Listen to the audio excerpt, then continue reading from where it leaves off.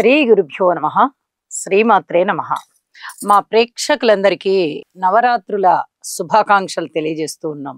ఈ 2025వ సంవత్సరం తెలుగు విశ్వావసు నామ సంవత్సరంలో దసరా పండుగలు 10 రోజులు వస్తూ 11వ రోజున విజయదశమి మహోత్సవం జరగబోతోంది.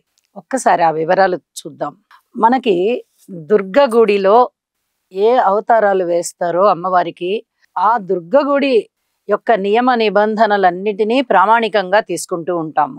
సెప్టెంబర్ నెలలో 22వ తేదీ అంటే ఆశ్వేజ శుద్ధ పాడ్యమి నుంచి నవరాత్రులు ప్రారంభమవుతూ ఉన్నాయి. 22వ తేదీ సోమవారం బాలా త్రిపుర సుందరీ దేవి అలంకారం ఉంటుంది.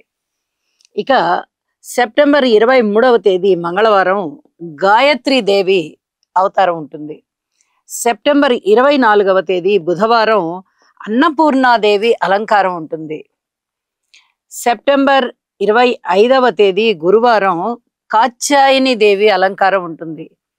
ఇక్కడ నవరాత్రులు అంటే 9 రాత్రులు అయితే ప్రతి సంవత్సరము 9 రోజులు 9 అలంకారాలు వేసుకుని 10వ రోజున రాజరాజేశ్వరి అలంకారంలో అమ్మవారు భక్తులని అనుగ్రహిస్తూ ఉంటుంది. ఈసారి 11 రోజులు వచ్చిన కారణం చేత అమ్మవారి యొక్క మరి యొక్క అవతారమైన కాత్యాయని దేవి అలంకారాన్ని కూడా వేస్తూ ఉన్నారు. అలాగే 26వ తేదీ శుక్రవారం మహాలక్ష్మీదేవి అలంకారం, 27వ తేదీ శనివారం లలితా పరమేశ్వరి దేవి అలంకారము, ఇక 28వ తేదీ ఆదివారం మహాచండీదేవి అలంకారం. భక్తులకి ఈ సంవత్సరము అమ్మవారు మరి ఒక 2 రూపాలలో అనుగ్రహిస్తూ ఉన్నది. ఇది మనం బాగా గుర్తుపెట్టుకోవాల్సినటువంటి విషయం అన్నమాట. అలాగే 29వ తేదీ సోమవారం సరస్వతీదేవి అవతారం ఉంటుంది. ఆ రోజు మూలా నక్షత్రం ఉంటుంది. 30వ తేదీ మంగళవారం దుర్గాదేవి అలంకారం, దుర్గాష్టమి ఆ రోజున. అలాగే అక్టోబర్ 1వ తేదీ బుధవారం మహిషాసుర మర్ధని దేవి అలంకారంలో ప్రజలకి ఆశీస్సులు ఇస్తారు అమ్మవారు.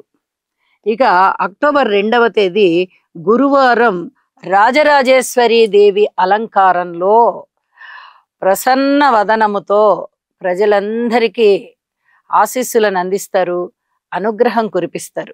దసరా పండుగ అక్టోబర్ 2వ తేదీ దశమి, ఆశ్వేజ శుద్ధ దశమి నాడు మనము దసరా అనేటటువంటి పండుగని చేసుకుంటాము. ఈ దసరా పండుగ అక్టోబర్ 2వ తేదీన వచ్చి ఉన్నది.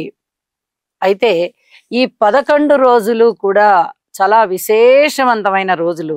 నవరాత్రులు ఎలా విశేషవంతమైనవో మరి ఒక 2 రోజులు అదనంగా వచ్చి అవి కూడా చాలా విశేషాన్ని సంతరించుకున్నాయి.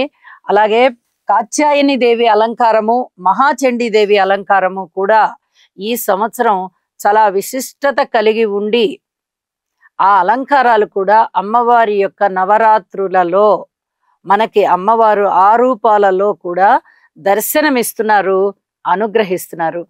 భక్తులందరూ ఈ విషయాన్ని గ్రహించవలసిందిగా సూచన చేస్తూ నమస్కారం.